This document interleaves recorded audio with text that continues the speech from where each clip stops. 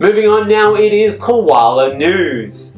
Koalas are Australia's cute international mascot, our biggest source of global soft power outside of exporting Hemsworths.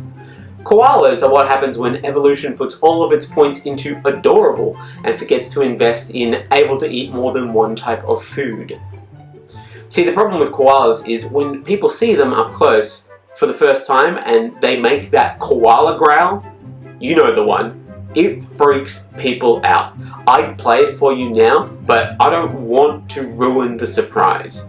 Hearing that growl is like the Australian version of going to a Nordic country and eating pickled herring. It's something you need to experience firsthand. Biologists call it a bellow, which is misleading because it sounds less like a bellow and more like a small motorbike trying to climb out of hell. You really do need to experience it for yourself. Something you may have heard about koalas is that lots of them famously have chlamydia. It's so rampant, some surveys have shown that some wild populations demonstrate a 100% rate of infection because koalas fuck. Which makes them a great international mascot for us, because going overseas, that's all Australians try to do as well. I mean, 100% chlamydia infection rate. That's not a wildlife statistic, that's a Love Island casting call. Which is a tragedy because unlike Love Island contestants, koalas can't sell vitamins on Instagram afterwards in order to maintain their career.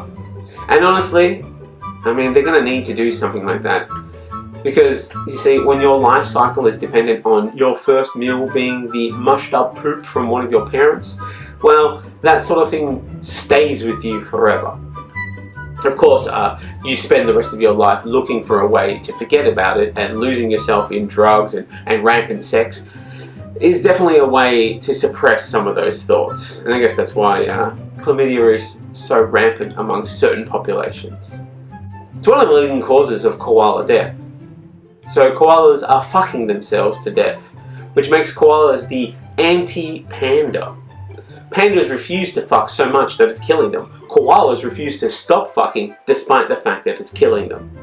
And it's because of this hedonistic lifestyle that we have to step in and help them by developing the world's first vaccine for chlamydia in koalas, developed over more than a decade, which may help to prove useful as a blueprint for human use. Because of course, we can't just do things to be nice. We have to get something out of it as well. Don't you know how nature works? We take, and then when we're forced to, we give a little bit back. Researchers at the University of the Sunshine Coast are developing this single-use vaccine for chlamydia in koalas. Because of course they are. It's the Gold Coast. That's the home of schoolies. People aged 15 to 29 account for 67% of all chlamydia infections and 50% of all gonorrhea infections in Australia. Schoolies is just an STI exchange. It's like playing Pokemon Go if the Pokemon were STIs. Ooh, you've got herpes? I haven't got that one yet. Let me just remove this condom and we're gonna try catch 'em all! Let's keep an eye out though for the shiny ones. I hear those ones are particularly dangerous. Low-key, I do think that we have spent the better part of the last decade attempting to cure koala chlamydia, not because we're trying to help ourselves, but strictly out of guilt. You see, while chlamydia is one of the main threats to the koala population, it comes after vehicle strikes and habitat loss. Habitat loss, the main drivers of which were agriculture, followed by native forest logging, and in third place, you guessed it, coal mine approvals. It's gotten so bad, the koala was officially listed as an endangered species in 2022, with the ongoing loss of habitat being the main reason. So the koalas aren't the only ones fucking the koalas to death. We've had a hand in that, a knuckle-deep hand, and a strap-on belt with a chainsaw attachment. We've turned habitat destruction into a sex act so niche, it should come with its own OnlyFans category. So we aren't doing a very good job of looking after the koala. We've already driven the Tasmanian tiger and the drop bear to extinction. We need to make sure that we are able to continue to destroy their habitat so that we can sell it to mining companies while preserving koala numbers. Hence, we need the vaccine. We need to eliminate one of these major causes of death, and we're certainly not stopping logging or mining anytime soon. So we make them a vaccine, we let them party carefree until we've cleaned up all of their livable habitat.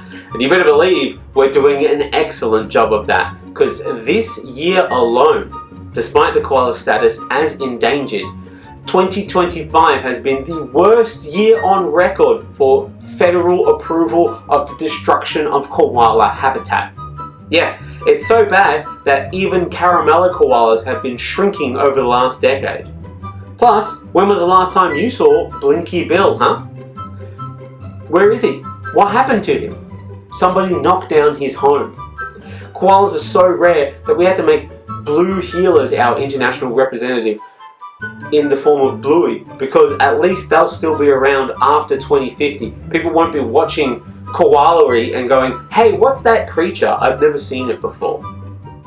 It's officially the worst year on record for federally permitted clearing of koala habitat, as the Albanese government has approved the destruction of 4,000 hectares of koala habitat, the equivalent of 4 Sydney airports. 4 Sydney airports! I've been to Sydney airports, it's very shit. Sydney airport is already a habitat where dreams go to die. Why do we need to replicate this 4 times over with koalas? On the bright side though, as some of this habitat destruction is from a proposal for a multi-million-dollar expansion of Dreamworld on the Gold Coast, a proposal for a multi-million-dollar expansion of Dreamworld on the Gold Coast, which is, of course, just another reason the University of the Gold Coast needs to be the one to develop the chlamydia vaccine. By 2050, koalas are only going to exist in 2 places, Dreamworld and on your aunt's tea towel collection. We'll just have to turn a large section of this former natural koala habitat into an expansion of Dreamworld's Wild with Australian Geographic, which will be the largest, last and only simulated koala habitat where the remaining koalas can live and be accessed for chlamydia-free photos on a daily basis. And only for the low chlamydia-free price of $100 a photo. A bargain, really, to see one of the last koalas in existence. Imagine being able to tell your grandchild that you held a fluffy koala in your hands before they all died out. Memories. What a beautiful memory.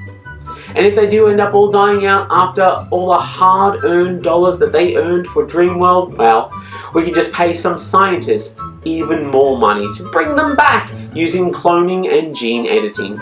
We can even make them better, more user-friendly koalas that don't need a vaccine to not get STIs, because they'll even come in a range of colours and flavours. But once we get to that point, you need to help preserve these new and improved koalas by joining a subscription service, something like Koala Plus.